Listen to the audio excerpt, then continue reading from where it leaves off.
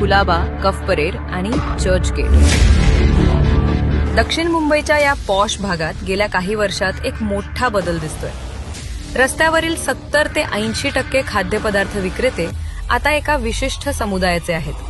Omelette पाव, भुर्जी आणि उसाच्या रसापासून ते महिलांचे कपडे, दागिने आणि मेहंदी काढणाऱ्यांपर्यंत सगळीकडे अचानक हेच लोक कसे दिसू लागले? इतक्या मोठ्या संख्येने हे लोक आले कुठून आणि यांना वसवले कोणी?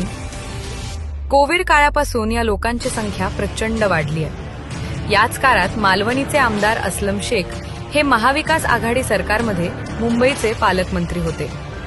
घुसखोरी, गुन्हेगारी आणि अंमली पदार्थांच्या विक्रीसाठी खूप प्रसिद्ध झालेल्या मालवणीचा पॅटर्न आता दक्षिण मुंबईतही रुजवला जात आहे.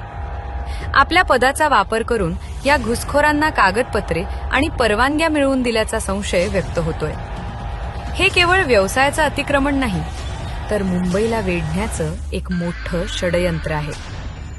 मराठी माणसाला हे षडयंत्र वेळेत समजेल काय? जागृत व्हा, अन्यथा उशीर होईल.